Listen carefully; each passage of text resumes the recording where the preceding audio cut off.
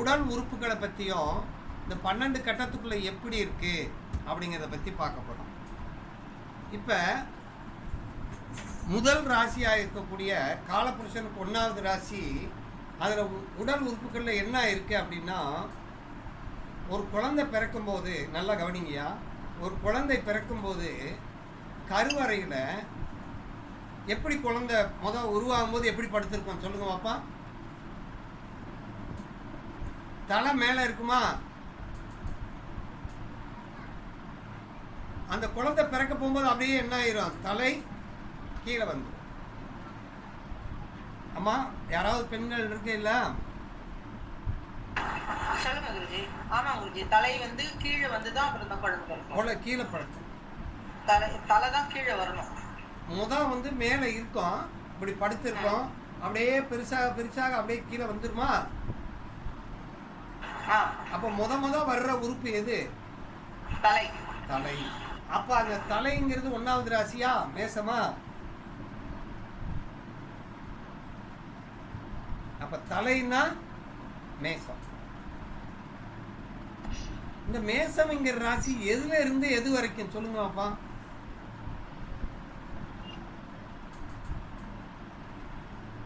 ஐயா இப்ப தலை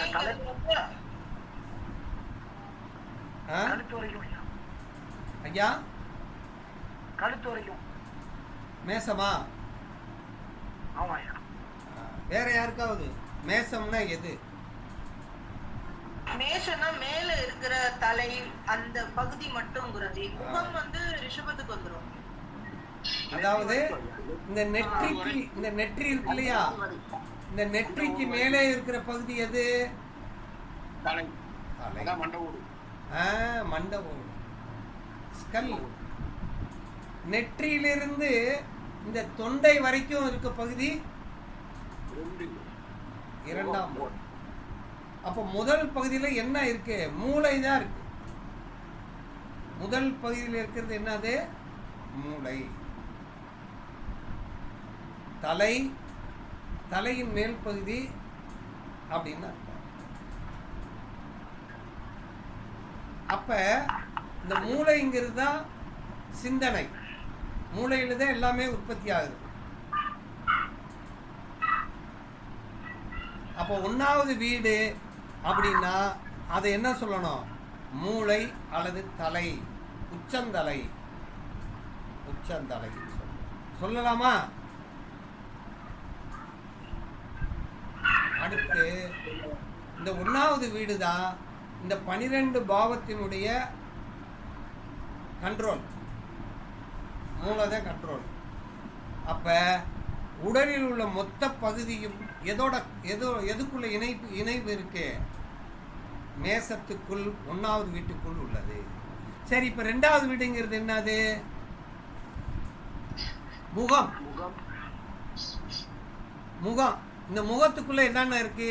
யாராவது சொல்ல முடியுமா?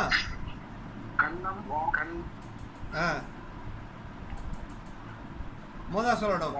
நெத்தியிலிருந்து ஒவ்வொன்றா சொல்லுவாங்க. நெற்றி 2ஆம் பாவம், புருவம் 2ஆம் பாவம், கண்ணு 2ஆம் பாவம், மூக்கு 2ஆம் பாவம், வாய், பல்லு, நாக்கு, தாடை, கன்னம், இந்த குரல் வளம், இதெல்லாம் எத்தனாம் பாவம்?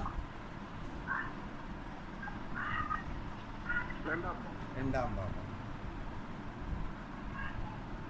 அப்ப கண்ணுன்னா பார்வை திறனா, மூக்குன்னா நுகர்வு திறனா, வாயின்னா பேசும் திறனா?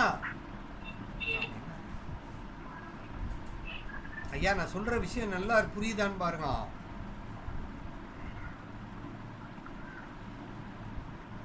இப்ப 1ஆம் பாவத்தை படிச்சிருக்கோம், 2ஆம் பாவத்தை படிச்சிருக்கோம். மைக் ஆஃப் பண்ணுங்க. சரி, இப்ப 3ஆம் பாவத்துக்குள்ள என்ன இருக்கு? யாராவது சொல்ல முடியுமா? காது. இந்த 2 காதுகளும் தோல் பட்டையும் கையும், இது 2ஆம் பாவம். இந்த மார்பினுடைய மேல் பகுதி இருக்கு இல்லையா, இந்த கையை நீட்டுறோமா இல்லையா, இதெல்லாம் 3ஆம் பாவம். இந்த 3ஆம் பாவம் கைங்கிறதுனால தான் அடுத்தவர்களை வாங்கள் என்று வரவேற்கிறோம், தொடர்பு பண்ணுறோம். பகிர்ந்து கொடுத்தல் அப்படின்னு. இப்ப 4ஆம் பாவமா இருந்தா என்னது? நுரையீரல், ஆ சுவாச மண்டலம், ஆ நெஞ்சு, ஆ மார்பகம். குடலுக்கும் மத்தியில இருக்கிற ஜவ்வு, ஐயா மார்பகம், நெஞ்சு, நுரையீரல், கணையம், நுரையீரல், இது எல்லாமே முக்கியமான உறுப்பு இல்லையா? தாய்ப்பால் சுரப்பிகள். உடலில் எப்பொழுதுமே இயங்கிக் கொண்டிருக்கக்கூடிய உறுப்புகள்லாம் எங்க வந்துருது? உடலில் எப்போதுமே இயங்கிக் கொண்டிருக்கிற உறுப்பெல்லாம் யார் கண்ட்ரோல்ல வந்துருது? 4ஆம் பாவ கண்ட்ரோல்ல வந்துருது. எப்பொழுதுமே இயங்கிக் கொண்டிருக்கக்கூடிய உறுப்பு எது?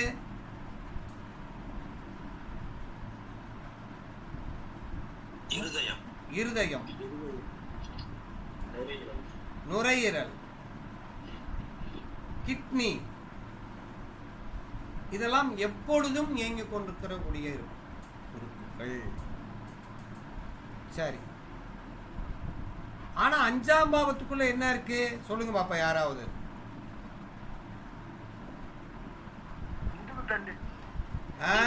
ஃபைனல் கார்டு இருக்கு.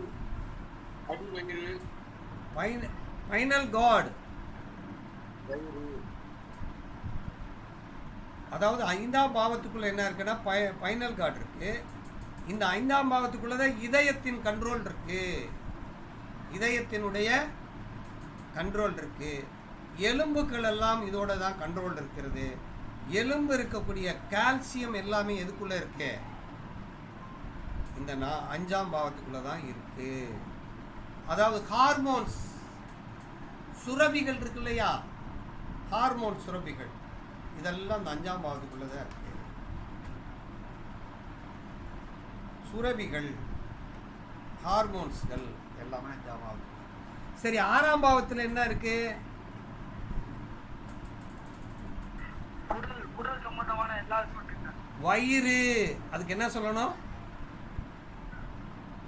வயிறு. வயிற்று பக்கத்தில் இருக்கக்கூடிய கர்ப்பப்பை, வயிற்று பக்கத்தில் இருக்கக்கூடிய கர்ப்பப்பை. அப்ப ஜீரண மண்டலம் இதுக்குள்ள இருக்கு இல்லையா? 7ஆம் பாவத்துக்குள்ள என்ன இருக்கு? வயிறு, தொப்பை. 7ஆம் பாவத்துக்குள்ள என்ன இருக்கு? அப்புறம் சிறுநீரகம், சிறுநீர் பை, தொப்புள், இடுப்பு, தொப்புள் அப்படின்னு சொல்லணும். அப்போ உடல் உள்ள நடுப்பகுதி, இது உடம்புல இருக்கக்கூடிய சென்டர் ஆஃப் த பாடி. இப்ப 8ஆம் பாவத்தில் என்ன இருக்கு? பாலின உறுப்புகள், எக்ஸ்டர்னல் ஆர்கன்ஸ். மலக்குடல். சரி, 9ஆம் பாவத்தில் என்ன இருக்கு?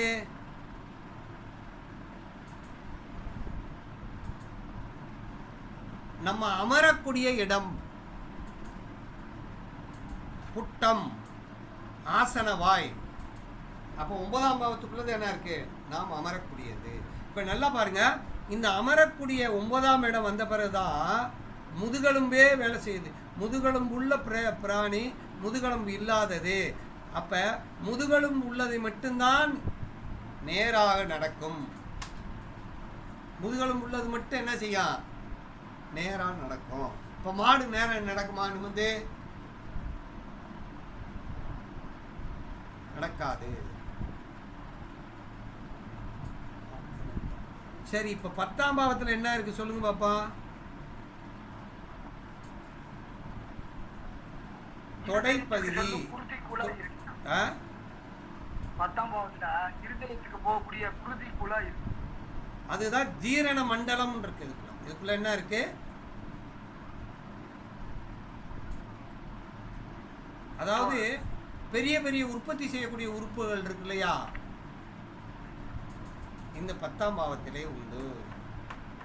அதனாலதான் ஜீரண மண்டலம் அப்படின்னா தொடை. சரி, 11ஆம் பாவத்துல என்ன இருக்கு? முழங்கால். முழங்கால், கூட்டு எலும்பு, அனைத்து ஜாயிண்டுகளும் இதுக்குள்ள இருக்கு. அதே முழங்கால். நீண்ட நரம்பு மண்டலம். இப்போ 3ஆம் பாவத்துல நரம்பு மண்டலம் இருக்கு, 11ஆம் பாவத்துல நீண்ட நரம்பு மண்டலம்.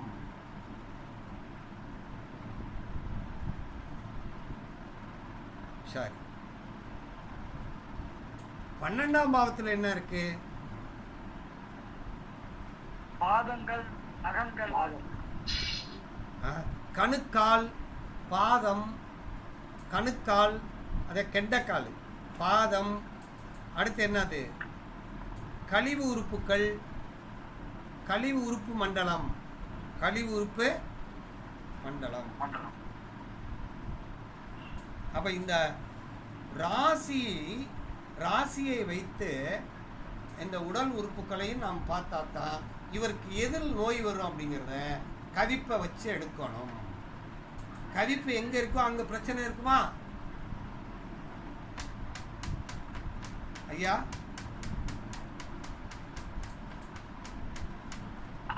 இந்த இடத்துல இந்த நட்சத்திரத்தோட விஷக்கடிகை, உஷ்ணக்கடிகை, அமிர்த கடிகை, குத்தி கடிகை பார்க்க சொல்லிட்டாங்க. என்னன்னு தெரியல.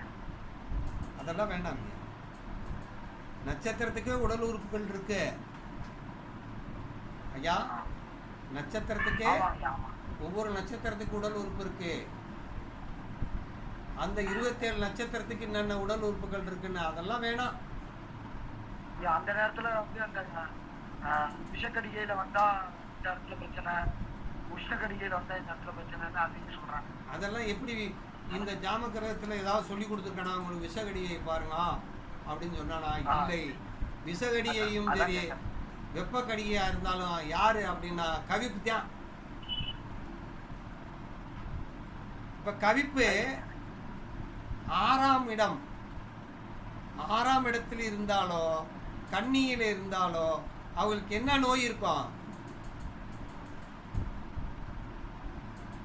வயிற்று பிரச்சனை இருக்கும், அடிவயிறு பிரச்சனை இருக்கும், கர்ப்பப்பை பிரச்சனை, அடிவயிற்று பிரச்சனை இருக்குமா?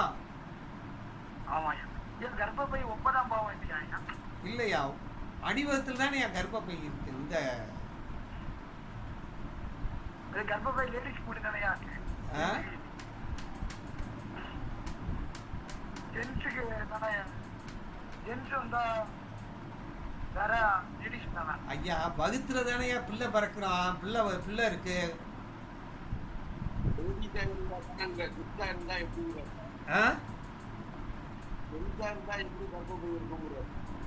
எதா இருந்தா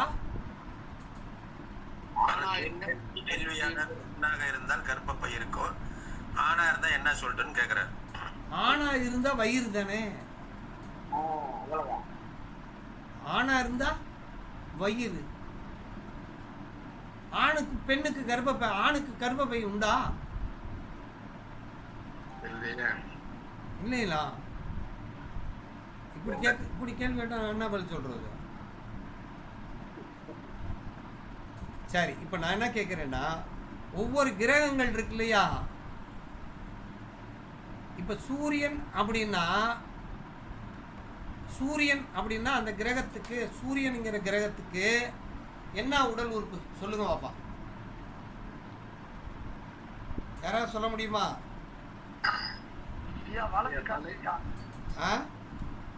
வலது கண்ணு. சூரியன்னா வலது கண்ணு, ரைட். அப்புறம்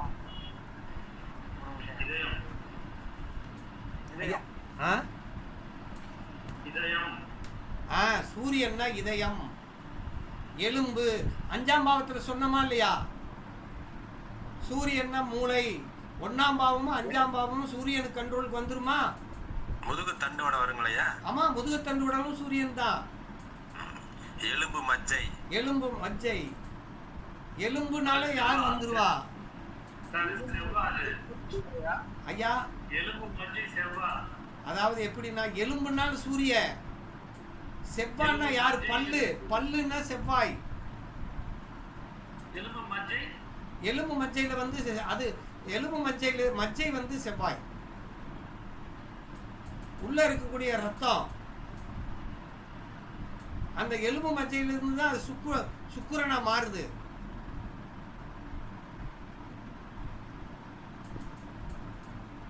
அப்ப மூளை, கண்ணு, உடலில் உள்ள அனைத்து எலும்புகளும் இந்த சூரியன், முதுகெலும்பு, தண்டுவடம் எல்லாம் சூரியனுடைய கண்ட்ரோல்ல வந்துருது. சரி, இப்ப சந்திரனா இருந்தா என்ன என்ன உறுப்புகள் இருக்கும்? சுவாச உறுப்புகள். சந்திரனாலே முகம்னாலே சந்திரன் அர்த்தம் யா. முகம் அப்படின்னா சந்திரன். சந்திர பிம்பம் பல காலத்து பாடல்ல எழுதியிருப்பாவையா. முகம்னாலே சந்திரன்.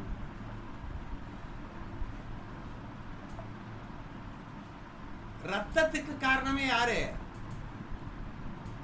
சந்திரன். சந்திரன். அது குறிப்பா முகத்தில் பாய்கின்ற ரத்தம் இருக்கு இல்லையா,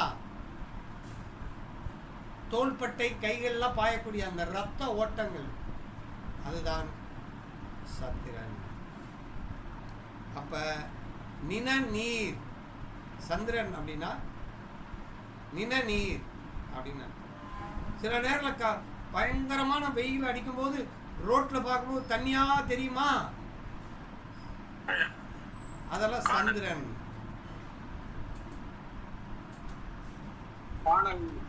காணல் நீர்.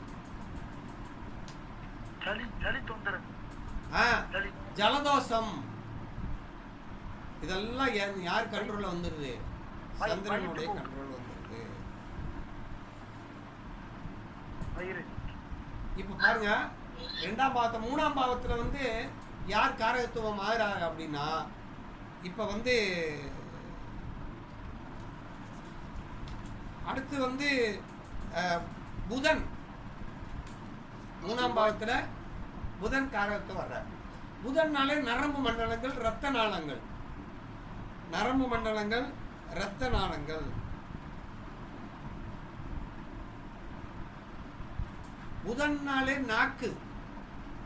புதன்னாலே நாக்கு.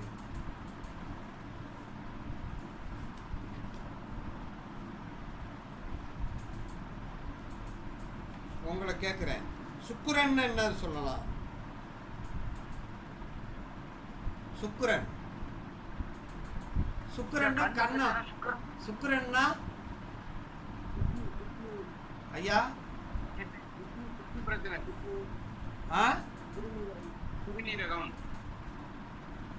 சுக்கிரன் அப்படின்னாலே என்ன அர்த்தம்னா, உறுப்புக்கள்ல மண்ணீரல்.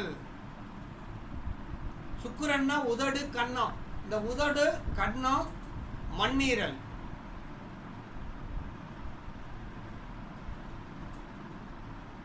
அப்படின்னா சுக்கிரன்.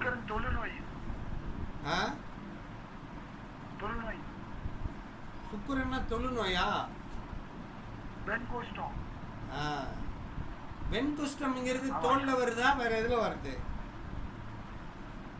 அது தோல்ல வந்தா எந்த கிரகம்? கேது. சரி, இப்ப செவ்வாய்னா என்ன? செவ்வாய் வந்து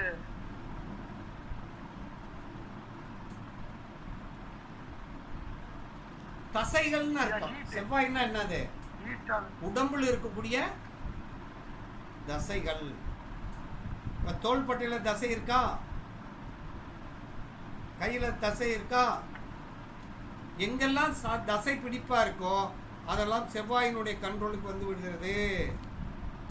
புஜங்கள், கைகள் எல்லாமே அந்த செவ்வாய் தசைப்பற்றுகள் உள்ளது.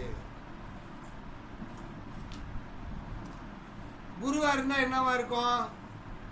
ஏன் செவ்வாய் பல்லு. செவ்வாய் பல்லு ஸ்ட்ராங் ஆனது.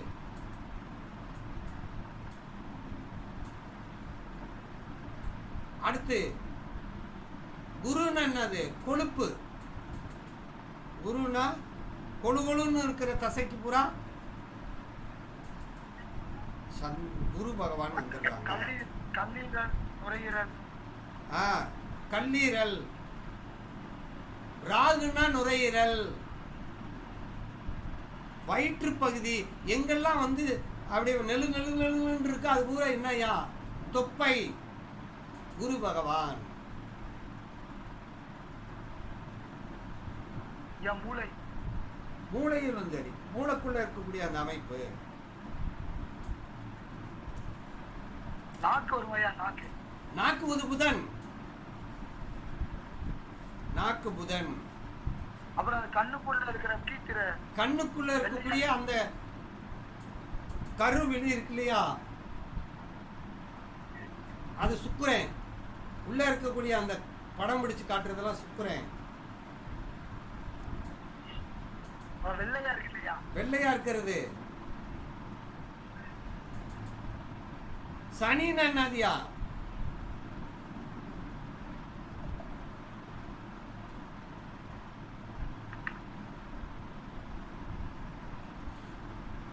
சனி.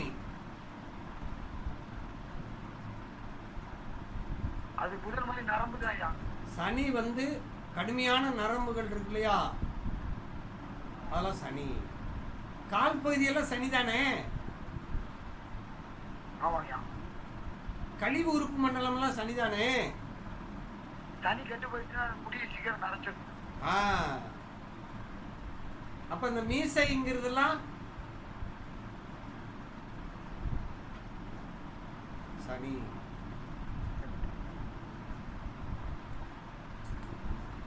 சரி, அடுத்து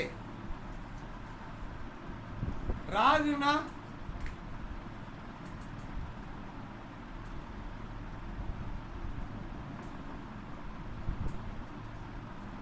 ராகு.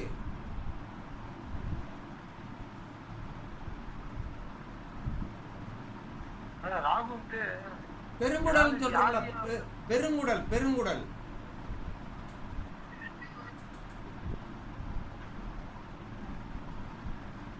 அதாவது உடம்புல ஏற்படக்கூடிய கட்டி கலலை விகாரமா இருக்கும் இல்லையா, உடம்பில் ஏற்படக்கூடிய கட்டி கலலைகள் அதாவது கொழுப்பு கட்டினா குரு. ராகுனா கேன்சர் கட்டிகள்லாம் யாரு? ராகு. எதெல்லாம் பெருசா இருக்கோ, விகாரமா இருக்கோ, எதெல்லாம் வித்தியாசமா இருக்கோ, அதெல்லாம் ராகுனுடைய கண்ட்ரோல் உறுப்புகள். அப்ப முகத்தில் உள்ளது உடம்புல இருக்கக்கூடிய சராசரி அளவை விட வித்தியாசமா இருக்கக்கூடிய உறுப்புகள் எல்லாம் ஒன்று பெருசு ஒன்று சிறுசா இருந்தா ராகுனுடைய கண்ட்ரோலு. கேதா இருந்தா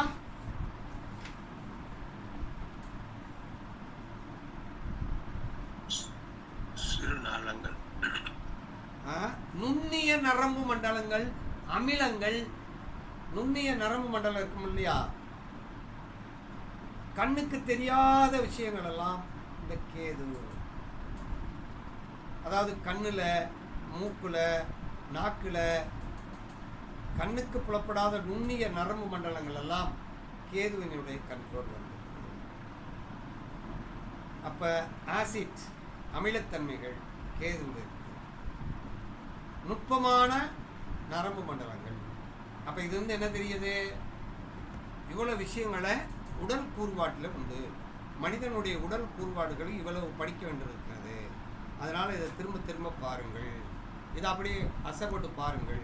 எங்கே கவிப்பு இருக்கோ அங்கே நோய் வந்துருமா, எந்த கிரகம் கவிக்கப்பட்டிருக்கோ அது வந்துருமா, எந்த கிரகம் 8-12 போய் இருக்கோ அந்த கிரகங்களுக்கு வந்துருமா அப்படிங்கிறது. சரியா? அப்ப ஜாமக்கோள் அறுவடத்தில் இது ஏதாவது சந்தேகம் இருக்கா?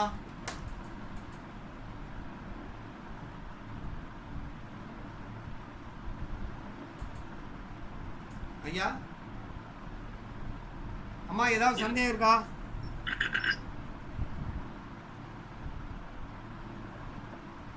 இப்போ 8ஆம் பாவத்தில் கேது இருந்தால் எதில் பிரச்சனை இருக்கும்? நுண்ணிய நரம்பு நாளங்கள்ல, நுண்ணிய நரம்பு மண்டலையும் அமிலத்தன்மைகள்ல பிரச்சனை இருக்குமா? அப்படி.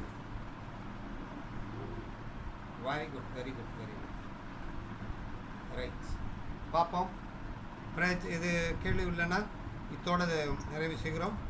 நாளை ஐயா நோய்க்கு ட்ரீட்மெண்ட் அதே நாளைக்கு பார்ப்போம். நாளைக்கு தான் இந்த சப்ஜெக்ட் பற்றி பார்க்க போகிறோம். இன்றைக்கி நான் அது எக்ஸ்ட்ரா சொல்லி கொடுத்துருக்கேன்.